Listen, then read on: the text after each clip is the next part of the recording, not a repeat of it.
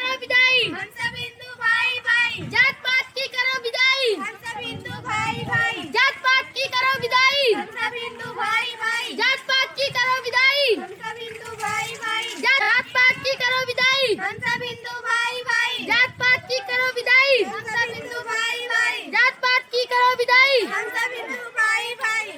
ब्राह्मण देवता रात हो गई, हमें कहीं रुकना चाहिए। हाँ, आगे बढ़ते रहो, कहीं आश्रय का स्थान मिलेगा तो रुक जाएंगे।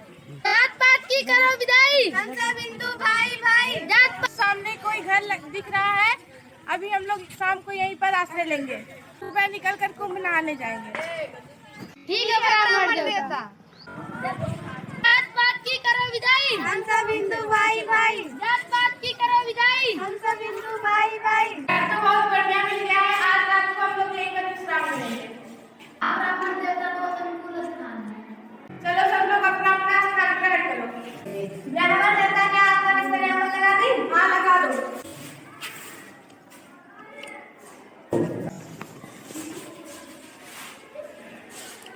कुंभ नहाने चलना है, तब चलेंगे।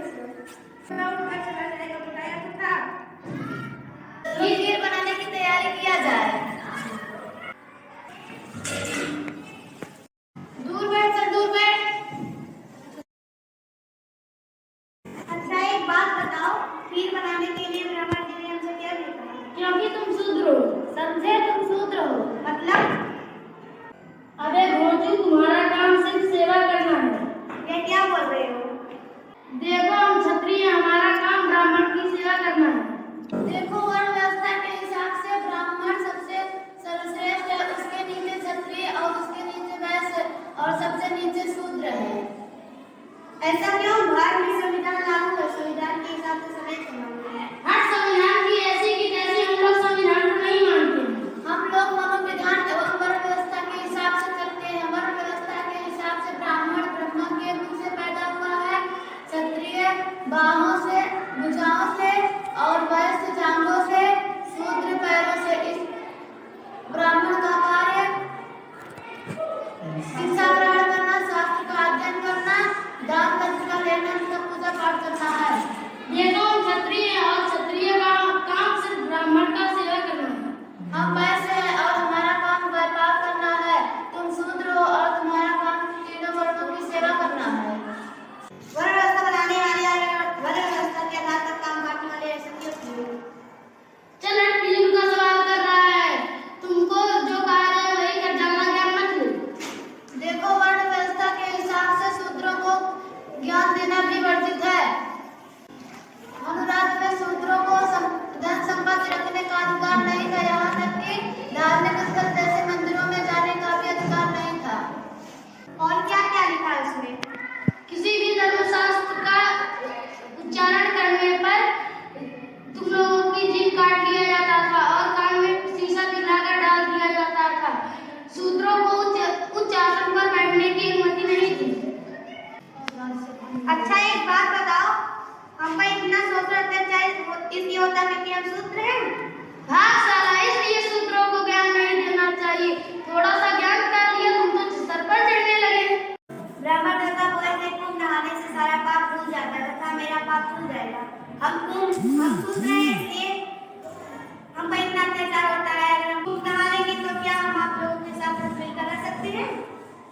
गंगा नहाए या कुंभ नहाए, शूद्र थे और शूद्र लोग कुंभ नहाकर हमारे मूड पर चढ़ जाओगे तो हमारी सेवा कौन करेगा? अबे मेरा जूता कौन बनाएगा और मरे हुए जानवरों की खाल कौन निकालेगा? अरे तुम सब कहाँ किया है? देखो खीर पकी कि नहीं?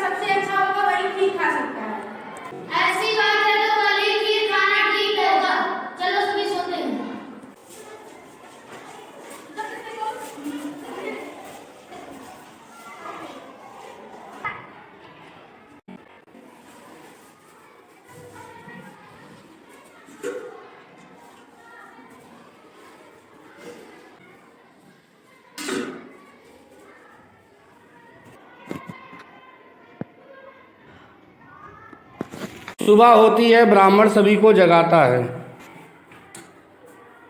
अरे उठो सभी, सुबह हो गई है। चलो इधर आओ, सभी अपना अपना सपना बताओ, तुम सबने क्या सपना देखा। चलो शक्ति, पहले तुम बताओ तुमने क्या सपना देखा। मैंने देखा कि मैं वैकुंठ लोक में हूँ और विष्णु जी मुझसे कह रहे हैं कि तुमने धर्म की रक्षा की है, तुम एक वीर पुरुष हो और खीर पर सिर्फ तुम्हारा अधिकार है। अच्छा चलो, वैसे अब तुम बताओ तुमने क्या सपना देखा। ब्राह्मण देवता, हमने देखा कि हम हिमालय पर्वत पर आए और हमसे भोलेनाथ से कह रहे हैं कि तुम बहुत सच्चे और ईमानदार व्यक्ति हो, इसलिए इस खीर पर केवल तुम्हारा अधिकार है। ब्राह्मण देवता, आप बताइए आपने क्या सपना देखा। मैंने सपना देखा कि मैं स्वर्गलोक में हूँ, वहाँ 36 कोटि देवी देवता है और ब्रह्मा विष्णु महेश भी वहाँ पर आए हुए हैं। उन्होंने मुझसे कहा कि तुमने धर्म की रक्षा की है, तुमने सभी को धर्म से जोड़ा है, इसलिए हम तुमको आशीर्वाद देते हैं कि तुम्हारा अगला 7 जन्म सबसे उच्च वर्ग के पुरुषों में हो और तुम हमेशा हमारी सेवा करते रहो। और साथ में ये भी कहा कि इस खीर पर केवल तुम्हारा अधिकार है। धरती की सारी खीर हाथी में ले रहा। तुम बताओ तुमने क्या सपना देखा। देवता, मेरे सपने में बाबा साहब आए थे, एक हाथ में संविधान लिए थे और दूसरे हाथ में डंडा, और बोले कब तक तुम लोग ऐसे सोए रहोगे, उठो और अपना तुम्हारा हक अधिकार कोई खा रहा है, कम से कम खीर तो खा लो। मैंने मना किया पर उन्होंने डंडा दिखाकर बोला चुपचाप खीर खाओ। बहुत गुस्से में लग रहे थे। तुम्हें शिक्षा ग्रहण करने का अधिकार नहीं था, तुम्हें धन संपत्ति अर्जित करने का अधिकार नहीं था, तुम्हें आरक्षण देकर थोड़ी सी हालत बेहतर करने की कोशिश किया कि तुम लोग धर्म आस्था में फंसकर अपनी गाली कमाई को लुटा दिए। अरे मूर्ख, अधिकार नहीं चाहिए, कम से कम खीर तो खा लो। इस डर से मैंने सारा खीर खा लिया। अरे मूर्ख, जब वो आए थे तो तुमने मुझे क्यों नहीं जगाया। कैसे खाता? क्षत्रिय था वैकुंठ में, वैश्य था हिमालय पर और आप स्वर्गलोक में। स्वर्गलोक के साथ ब्रह्मा विष्णु महेश तथा 36 कोटि देवी देवताओं के साथ, तो आप सबको कैसे उठाता? अच्छा चलो, ये डंडा जो आए समझने पर संविधान लेकर क्यों आए थे। बाबा साहब ने कहा ये जो कि तुम खा रहे हो, कल तुम्हें मारेंगे तो ये संविधान तुम्हें बचाएगा। ये संविधान तुम्हें बचाएगा, ये संविधान तुम्हें बचाएगा। इस सब हरकतों की वजह से तुम अछूत हो और नीच हो। थोड़ी सी अकल या बुद्धि की आदत तुम तो सर पर बैठने लगते हो। अगर ये संविधान नहीं होता तो तुम लोगों को इतना मारता कि 7 जन्म तक तुम लोगों का इंसान का जन्म नहीं होता।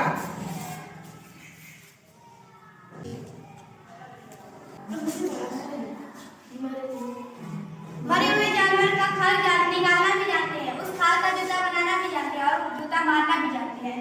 ये संविधान बाबा साहब ने बताया। कोई नहीं जाएगा, अब कोई नहीं जाएगा। कुमकुम नहाने चलो, सब लोग अपना सामान लपेटो और घर जाओ। शूद्र तुम यहाँ से अपना अलग रास्ता ना, हम लोग कहीं और बातें खा लेंगे।